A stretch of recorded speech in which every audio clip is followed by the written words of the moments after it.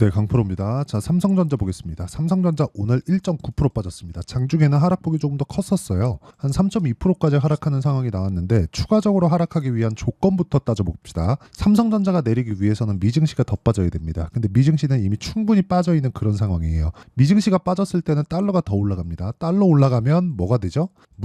물가를 또 못 잡는 그런 상황이 나와요. 근데 이런 과정에서 뭐가 있었죠?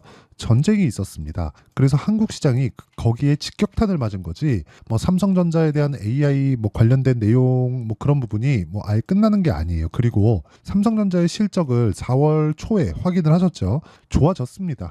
개선되고 있어요. 근데 그게 첫 번째예요. 저 계속해서 말씀드리는 게 삼성전자는 실적이 좋아지기 시작하잖아요. 그럼 얼추 고점에 다다랐다고 보시면 됩니다. 근데 첫 번째 좋아진 게 고점 징후가 나오는 것은 아니에요. 그리고 무엇보다 지금 기존에 있었던 패턴이나 뭐 실적 나오고 주가가 고가 찍고 빠지는 그런 패턴하고는 약간 좀 다르게 봐야 될 필요가 있는 게, 원래 지금 반도체 경기가 원래 좋아져야 되는 것보다 더 빨리 좋아졌습니다. AI 반도체 때문에 그렇습니다. 그런데 그 AI 반도체가 끝나면 기존의 수요가 있겠죠. 그리고 그 기존의 수요가 지금 돌고 있어요. 왜 그런 줄 아십니까?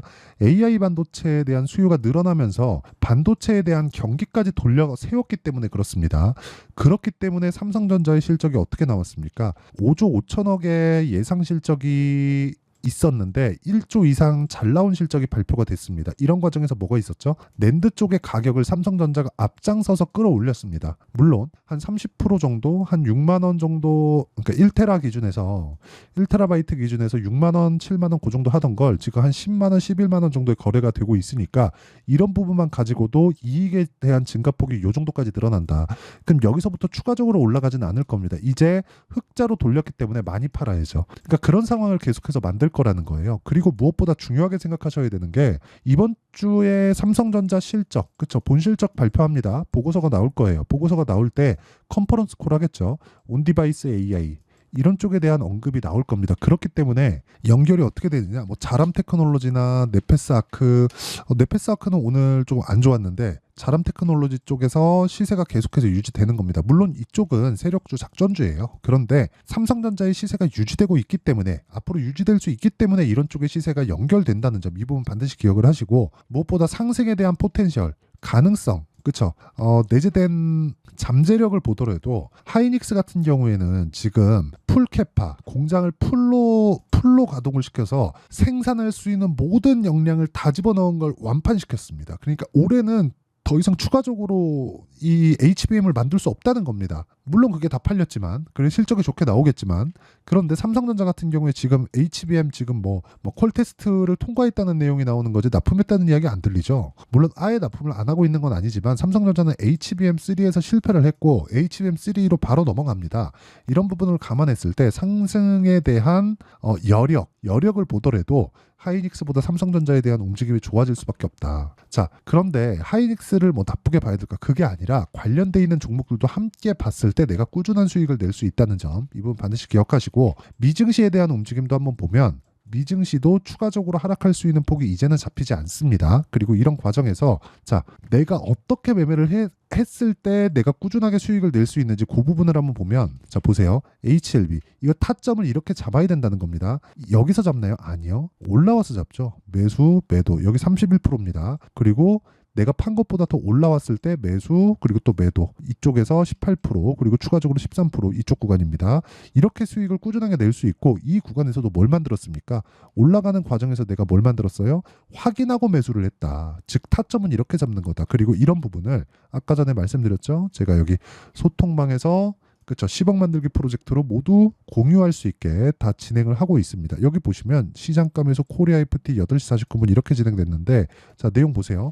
코리아 FT, 자 내용 보시면 코리아 FT 오늘 11% 상승하는 부분, 그리고 이런 부분은 시가에 공략했다는 부분, 이렇게 모두 확인할 수 있게 공유를 한다. 내가 매매하는 과정에서 어떻게 가격을 잡아야 될지 잘 모르겠다 하시는 분들은요, 소통방으로 들어오시면 되고, 무엇보다 그쵸? 무엇보다 가격에 대한 이해, 그리고 삼성전자를 포함해서 미래가치를 반영해서 올라간다면 미래가치를 반영해서 내려가는 상황도 있겠지만 미래가치가 아직 끝나지 않았다는 점, 그렇기 때문에 삼성전자의 타점, 그리고 관련돼 있는 반도체 종목들의 타점까지도 제가 소통방에서 모두 공유를 하도록 할 테니까 구독과 좋아요 이 두 개 눌러주시고요. 상단에 있는 전화번호로 구독 또는 소통 또는 10억이라고 구독자 인증을 해주시는 분들에 한해서만, 그쵸? 상단에 있는 번호로 이렇게 문자 보내주시면 되고요.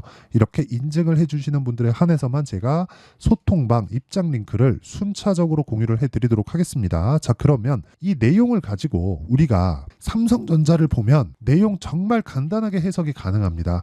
삼성전자가 추가적으로 내리기 위해서는 미증시 내려야 되고요. 미증시 내리면 여러 가지 파생되어 있는 문제들, 뭐 환율이 더 올라가고 환율이 올라가는 게 한국 시장만의 문제가 아니라 달러 가치가 올라가는 것이 되기 때문에 이런 부분까지 가면 미국이 부담스러워서 못 견딥니다. 무엇보다 11월 달에 대선이 있는데 그런 부분을 그냥 두고 본다? 그 자체가 말이 안 된다. 그리고 무엇보다 지금 5.5%의 금리를 유지하고 있다는 점, 이건 미국 경제가 그만큼 강하다는 겁니다. 만약에 더 올리잖아요. 저는 더 안 올릴 거라고 생각하지만 더 올리게 됐을 경우에는 그 충격, 뒤에 오는 그 충격은 연준이 감당하겠죠. 감당하는데 그걸 다 해결할 수 있을지, 그 시간이 얼마나 걸릴지, 그 부분은 가늠하기 어렵다. 그렇기 때문에 지금보다 추가적으로 하락할 수 있는 상황은 만들 수 없고요. 그리고 무엇보다 이번에 실적 나오는 부분에서 AI 반도체 관련된 그죠 온디바이스 쪽으로 이야기가 나온다고 이미 발표가 나왔고요. 무엇보다 지금 애플 실적도 예정되어 있죠. 애플 실적이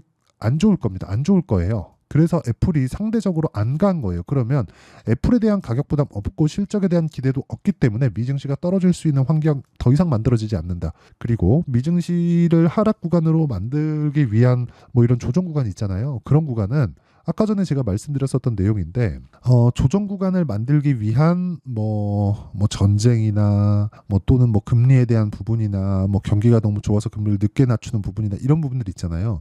이런 부분이 나오기 위한 상황이 되려면 연준이 그 뒤를 책임져야 되기 때문에 그런 부분에 대한 것도 보기 어렵고요. 무엇보다 자 이렇게 보세요. 주가가 먼저 쭉 올라가요. 올라가면 실적은 늦게 뜨니까 실적하고 주가와의 차이가 생기죠. 근데 실적은 여기서 올라오는 과정에서 주가는 올라갔다가 내려오기 시작합니다. 그러면 실적하고 주가와의 차이가 줄어들게 되죠. 이 줄어드는 과정에서 우리는 타점을 잡아야 된다는 거예요. 그렇죠.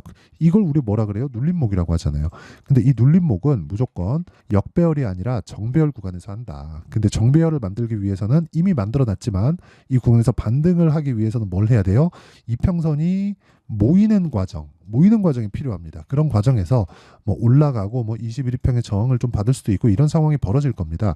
이런 상황에서 우리가 보유 기간을 낮춰서 매매를 해야 되고 삼성전자를 통해서 매매할 수 있는 관련돼 있는 종목군들 이런 것에 대한 것도 이해가 필요하지만 이런 부분까지 모두 가격이 먼저 반영한다는 점. 그래서 가격에 대한 부분 정말 중요하다는 점. 자, 그러면 딱 결론 내겠습니다. 삼성전자는 이제 다 빠졌다. 추가적으로 하락하기 위한 조건이 만들어지지 않는다. 미증시까지 포함해서. 그런 과정에서 우리는 관련주들의 움직임을 보자. 그래야 삼성전자를 포함해서 다른 종목군들의 변동폭을 노릴 수 있다는 거예요. 만약에 삼성전자가 여기서 더 떨어지면 관련주들은 더 떨어집니다. 근데 삼성전자가 더 떨어지지 않는 상황, 가격대를 지킬 수 있는 상황까지 왔다면 여기서 관련주들을 매매했을 때 우리가 초과 수익을 발생시킬 수 있고 그런 부분에 대한 내용을 여기 삼성전자의 가격과 단기 보유 전략 왜 2주 안에 수익 전환을 시켜야 됩니다. 이런 부분이 만들어지지 않으면 장담컨대 주식시장은 지옥이 될 수밖에 없습니다. 그래서 최근에 반도체 쪽이 좀 안 좋죠. 그리고 관련된 종목군들도 같이 좀 좋지 않은 상황이 벌어지고 있기 때문에 제가 가격과 단기 보유 전략과 함께 삼성전자의 실시간 타점을 문자로 공유를 해드리도록 할 테니까 구독과 좋아요 눌러주시고요. 상단에 있는 전화번호로 삼성이라고 문자 보내주시는 분들에 한해서만 제가 실시간 타점 그리고 가격과 단기 보유 전략을 함께 공유를 해드리도록 하겠습니다. 자, 내용 정리 한번 하면 삼성전자의 움직임이 한국시장 반도체 움직임을 결정한다. 근데 삼성전자는 상대적으로 싸기 때문에 추가적으로 하락할 수 없다. 하락하는 경우에 그렇죠. 미증시까지 내려야 되는데 미증시도 충분히 하락한 구간을 거쳤기 때문에 추가적으로 내리기 위한 조건이 만들어지지 않는다. 혹시라도 내리면 우리는 확인하는 구간을 뒤로 늦추면 된다. 이런 부분을 내가 어떤 식으로 이해해서 분류하고 매매에 활용할지 그리고 그것에 대한 결과가 어느 정도 나올지 그 내용을 제가 다 확인시켜 드릴 테니까 영상 끝까지 시청하시고요. 모든 분들이 성공 투자하셨으면 좋겠고요. 최근에 반도체 좀 안 좋은데 아직 끝난 거 아닙니다. 지금 삼성전자는 고가 돌파도 하지 못했습니다. 하이닉스 보시면 명확하게 알 수 있죠. 그리고 무엇보다 하이닉스에 대한 생산 능력은 올해는 끝났어요. 올해는 끝났습니다. 공장을 새로 짓는데 그 공장을 새로 짓는 게 뭐 그냥 뚝딱 하고 뭐 바로바로 만들어지는 게 아니죠. 그렇죠? 시간 걸립니다. 그렇기 때문에 그 구간을 그 공백을 삼성전자가 메울 수밖에 없다는 점. 그래서 지금부터 관련돼 있는 종목군들의 타점 그리고 삼성전자의 타점을 잡아야 된다는 점. 그런 부분을 제가 아까 전에 전체적인 내용은 소통방에서 하고 있으니까 구독과 좋아요 눌러주시고 상단에 있는 전화번호로 뭐 구독이나 10억이라고 구독자 인증을 해주시면 되고 삼성전자만의 타점이 궁금하다 하시는 분들은 상단에 있는 번호로 삼성이라고 문자 보내주시면 제가 실시간 타점과 함께 가격과 단기 보유 전략을 공유해 드리도록 하겠습니다. 영상 끝까지 시청하시고요. 모든 분들이 성공 투자하셨으면 참 좋겠습니다. 자, 24년도가 돼도 여전히 시장은 녹록지 못합니다. 이런 상황이 벌어지는 건 어쩔 수 없습니다. 이런 상황에서도 수익이 나는 종목들의 구조는 변하지 않습니다. 즉 대시세 종목에 대한 구조는 변하지 않는다는 거고 실제 제가 소통방에서 지속적으로 이야기를 드리고 있는 내용도 대시세 종목이나 시장 주도주를 공략하는 건 철저하게 가격 분석을 하라고 이야기를 드리고 가격 분석 이후에는 이슈에 대한 파악 그리고 이슈를 파악하고 나서는 다시 내가 얼마에 매수할지 그 타점에 대한 부분을 지속적으로 언급을 하고 있습니다. 자, 근데 생각해 보세요. 1월 달에 시장이 굉장히 어려웠습니다. 어려운 상황에서의 어떤 종목들이 강했냐 보면 반도체와 그리고 바이오입니다. 자, 실제 여기 보면요.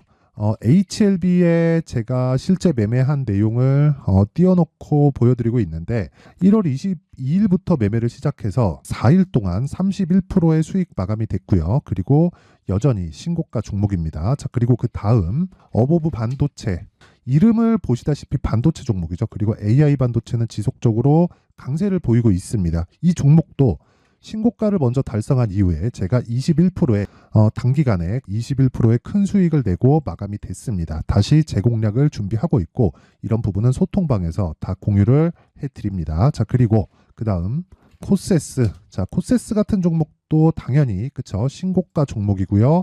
그리고 반도체 종목입니다. 이 종목도 영업일 기준에서 이틀 동안 대략 한 15%의 수익 마감이 됐습니다.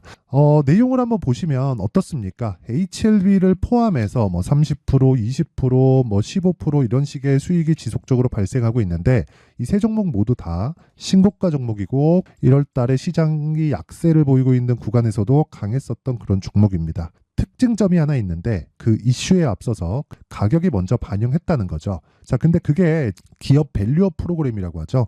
그 종목들도 마찬가지입니다. 오늘은 그 부분에 대해서 이야기를 드릴 텐데 그렇게 제가 가격을 먼저 보고 이슈에 대해서 파악하는 이유는 결과적으로는 큰 시세를 먹기 위한 사전 준비 작업입니다. 실제로 큰 시세를 먹기 위해서 사전 준비 작업을 했을 때 여기 레인보우 로보틱스 127% 그리고 ISC 98% 그리고 한미반도체 97%의 큰 수익을 내는 상황을 만들 수 있습니다. 어떤 식으로 소통방에서 진행됐는지 그쵸? 그 상황을 제가 이야기를 드린 건데 이런 상황도요 당연히 신고가를 공략했을 때 가능한 겁니다. 자, 그러면 이번에도 마찬가지입니다. 그쵸? 정부 주도의 코리아 디스카운트 해소 방안이 2월 달에 발표를 하고요. 그리고 2월 달에 발표된 내용을 토대로 주가가 움직이는 게 아니라 이미 움직인 내용이 있죠. 실제 이 내용은 크게 중요한 게 아니라는 겁니다. 실제 움직인 내용을 보면 자, 기아차입니다. 실제로 12월 달에 신고가를 만들어 놓고 정부에서 입김을 불어 넣으니까 순식간에 기아차를 포함해서 현대차 같은 거대 기업들의 주가가 2주도 채 되지 않아서 40% 정도의 큰 시세를 냅니다. 자, 그러면 우리는 어떤 종목을 봐야 될까요? 이슈를 파악해야 되는 것도 맞지만 철저하게 가격에 맞춰서 매매를 해야 되는 게 당연히 중요합니다. 정부가 주도하는 정책 방향이 있겠죠. 그 방향에 맞춰서 우리가 종목을 찾을 필요가 있다. 자, 그럼 답이 나왔습니다. 정부가 주도하는 방향에 맞춰서 제2의 기아차를 찾는 게 지금은 중요하다. 근데 정부 정책의 방향에 맞게 가자. 그랬을 때 앞서서 제가 보여드렸었던 내용인 여기 레인보우 로보틱스 127% 그리고 ISC 98% 그리고 한미반도체 97%와 같은 수익을 낼 수 있습니다. 물론 시간에 대한 부분은 최소 2주의 시간이 필요하고요. 그리고 최장 3개월 안에 끝내야 됩니다. 자, 기아차의 시세를 보셨던 것과 같이 2월 달에 정부 정책의 방향이 결정되고요. 바로 3월 달이면 시행입니다. 자, 그러면 우리는 거기에 맞춰서 당연히 종목을 찾아야 되고 제가 제2의 기아차를 찾아놨습니다. 제가 아까 전에 소통방에서 이야기를 드렸었던 내용 다 공개를 해드렸는데 그 내용처럼 종목만 받고 싶다 하시는 분들은요. 상단에 있는 제 전화번호로 대시세, 자, 대시세라고 문자를 보내주시면 정부 정책의 방향에 맞는 종목을 모든 분들에게 무료로 공개를 해드리도록 하겠습니다. 자, 제가 원하는 건 채널 성장이 목적입니다. 자, 그래서 구독과 좋아요 꼭 좀 부탁드리고요. 모든 분들이 정부 정책에 맞는 방향으로 매매를 이어가서 큰 수익 보셨으면 좋겠습니다.